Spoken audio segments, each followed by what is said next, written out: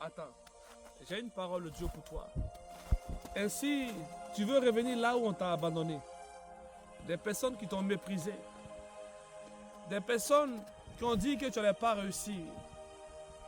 Des personnes qui ont saboté ta vie. Écoute-moi très bien. Tu ne pourras jamais changer la nature de l'être humain. J'ai connu un homme grand, un homme merveilleux, un homme puissant. Un homme qui avait beaucoup d'amour à donner à l'humanité. Malgré l'amour qu'il avait, des gens ont utilisé son amour pour le crucifier sur une croix. Ainsi, Judas a eu la grâce de marcher avec Jésus-Christ. Judas a hérité ne serait-ce que de l'argent de Jésus-Christ par les offrandes. Judas a mangé avec Jésus-Christ. Judas a eu des enseignements spirituels. On ne peut pas changer la nature d'une personne. Écoute-moi très bien. Tu es rentré dans une relation où tu as dit que peut-être qu'avec le temps, il va changer. Écoute-moi très bien. Une personne qui a reçu une éducation de ses parents, que tu as rencontré, qui a commencé à te battre dans un foyer toxique, et toi tu dis qu'à cause de l'amour, il va changer. Impossible. Ce n'est pas dans le mariage qu'on apprend à aimer. Ce n'est pas dans le mariage qu'on apprend à être éduqué. L'éducation s'apprend d'abord avant de rentrer dans une relation. Et si tu dis que Dieu m'a abandonné, pourquoi je suis dans ce foyer? Est-ce que Dieu t'a réellement appelé dans ce foyer? Moi, le prophète Elishama, je viens encore te dire une seule chose. Essuie tes larmes. Et laisse-moi te dire une seule chose. Dieu va te consoler à travers mes paroles. Tu es attristé et tu te poses beaucoup de questions. Dois-je quitter dans cette relation toxique?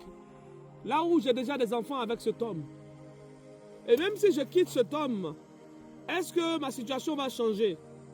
Pour une femme qui n'a pas de travail, elle a du mal à quitter dans ce genre de relation.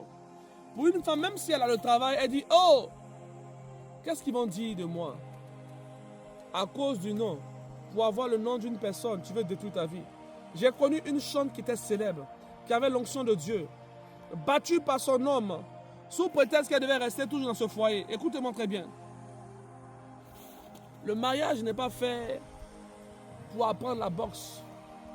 Le mariage n'est pas un ring boxing. Le mariage est un lieu où on se consacre à l'amour véritable. Le mariage est un lieu où tu as une âme sœur à qui tu peux te confier. Lorsque tu quittes après ton boulot où tu es un peu submergé et tu vois ta femme un peu, tu peux critiquer un peu ton patron. Tu peux un peu critiquer un peu celui qui t'a blessé. C'est dans le mariage qu'on retrouve, oui, le réconfort. Ce n'est pas dans le mariage qu'on trouve la tristesse. Si tu es attristé dans ton mariage, pose-toi la bonne question. Est-ce que c'est l'homme de ta vie? Et voilà pourquoi je dis que celui qui fait un mauvais choix dans son conjoint, celui qui fait un mauvais choix dans son mariage, oui, choisit une mauvaise prison. Le mariage est une prison. Soit tu as une prison positive, où tu vis heureux avec un homme qui t'aime.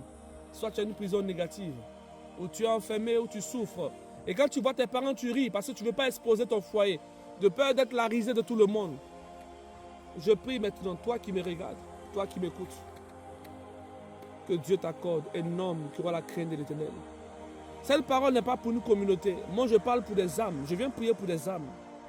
Je prie, toi qui m'écoutes, que Dieu essuie tes larmes. Que Dieu te comble de joie.